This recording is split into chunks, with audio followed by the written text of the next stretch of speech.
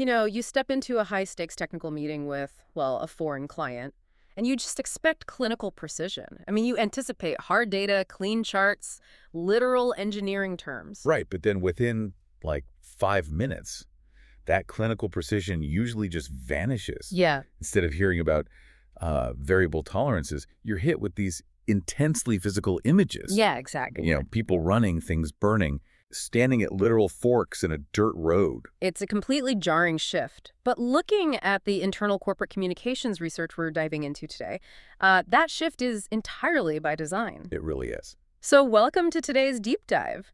Our mission today is to help you master high-stakes corporate communication by unpacking 5 highly visual English business idioms from a technical presentation deck.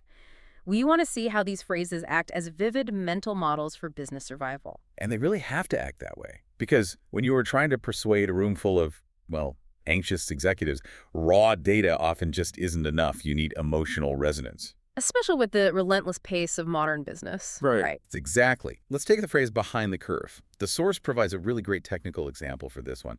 Imagine a company failing to implement AI into their gear diagnostics. Right. So if an engineering lead just stands up and says, we are delayed on AI integration, stakeholders might honestly just shrug. They probably would. But framing it as being behind the curve, well, it weaponizes the visualization of market trends. You picture that steep upward trajectory line. Oh, I see. So if you are behind it, you aren't just late. You're actively losing your competitive edge to a force that is, accelerating away from you. Which creates an immediate productive panic. I mean, it forces action.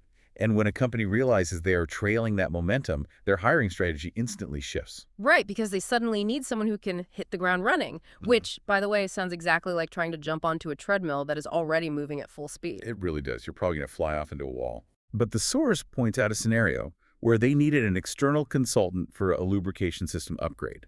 They needed someone highly adaptable. 0 transition time. Because the mechanism there is brutal. I mean, you don't get a polite onboarding week. No, not at all. That 0 transition expectation is exactly why the phrase is deployed. By demanding someone who hits the ground running, management is signaling to the team that there is no buffer. Wow. So adaptability has to be instantaneous from the second your feet touch the floor. Right. But operating at that relentless treadmill speed inevitably forces a team into a wall, or I guess we should say at a crossroads. Ah, the classic crossroads. The deck highlights a fascinating scenario here, a stalled project where leadership has to decide between optimizing an old design or just scrapping it completely. Well, wait, why use the idiom here instead of just asking the room for a decision? I mean, everyone knows they have 2 choices. Because at a crossroads is a strategic tool used to cure analysis paralysis. If you just present 2 options, stakeholders will, endlessly debate the nuances.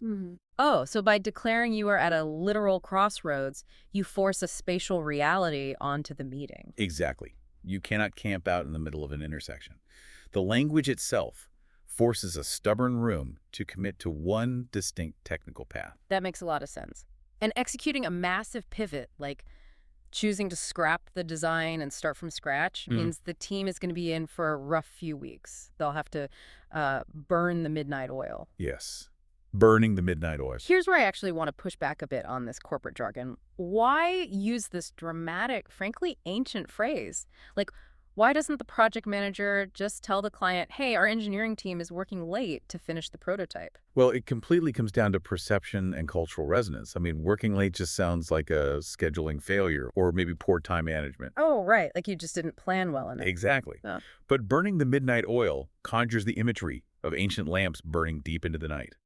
It transforms mere overtime into a heroic effort. I see. So it frames the engineers as dedicated warriors rather than just overworked employees.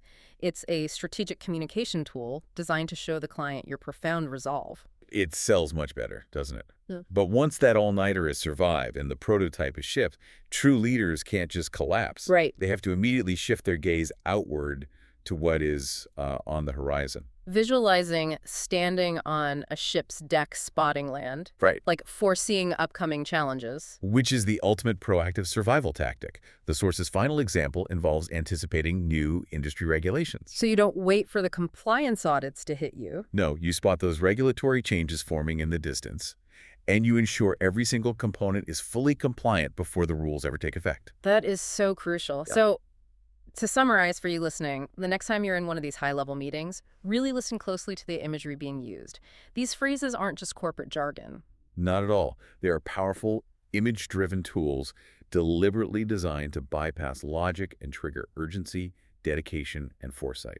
They align everyone in the room into the exact same psychological state. But that leaves you with a really interesting, maybe even slightly unsettling question to ponder today. Oh, what's that?